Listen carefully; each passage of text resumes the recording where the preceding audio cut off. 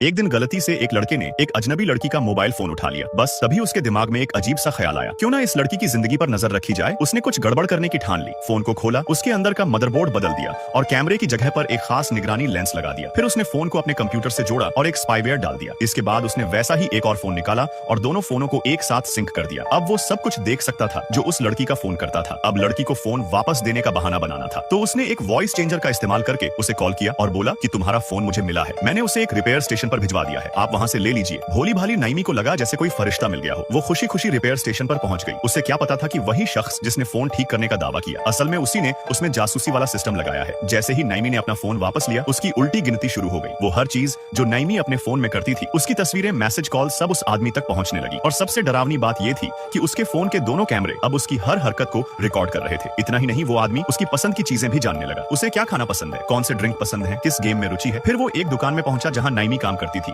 और बिल्कुल उसी ड्रिंक का ऑर्डर दिया जो नाइमी पसंद करती थी। यहाँ तक कि उसने वही गेम खेलने का नाटक किया जिसे नाइमी खेलती थी। नाइमी को लगा कि कोई ऐसा मिला है जिससे उसकी बहुत सारी बातें मिलती हैं। धीरे धीरे वो लड़का नाइमी की जिंदगी में घुसता गया। एक रात उसने नाइमी की फोन की जानकारी चुरा लिया। अगली सुबह जब नाइमी उठी तो उसे पता चला कि उसके फोन से सारी निजी जानकारी चोरी हो चुकी थी। उसका घर का पता, परिवार की डिटेल्स, सोशल मीडिया अकाउंट्स के पासवर्ड, यहाँ तक कि बैंक डिटेल्स भी। अब विकृत इंसान न सिर्फ उसकी निजी जिंदगी में घुस चुका था, बल्कि उसके पूरे परिवार को भी टारगेट करने लगा था। सबसे डरावनी बात तब सामने आई जब पता चला कि नाइमी से पहले भी वो 8 लड़कियों को इसी तरह फंसा चुका था और वो सब अब इस दुनिया में नहीं थी। नाइमी के फोटो उस इंसान के कंप्यूटर पर वॉलपेपर बने हुए थे। उसने नाइमी का घर तक देख लिया, नकली पहचान बनाकर उससे मिलने लगा, कॉन्सर्ट के टिकट देकर उसकी नजदीकियों में आया। लेकिन नाइमी को अब भी शक नहीं हुआ। सौभाग्य से उसके पापा को कुछ शक हुआ। उन्होंने उस लड़के को अपार्टमेंट से जाने को कहा और नाइमी को सतर्क रहने की हिदायत दी। लेकिन नाइमी ने उल्टा अपने पापा पर ज्यादा रोक टोक करने का आरोप लगाया और यही बात उस आदमी ने देख ली। अब उसका अगला निशाना नाइमी के पिता थे। एक दिन उसके पापा को एक मैसेज आया माफी मांगने वाला, जिसे उन्होंने अपनी बेटी का समझकर उस पर क्लिक कर दिया, पर वो एक जाल था। उनका फोन हैक हो गया। फिर एक कुरियर आया, पापा बाहर गए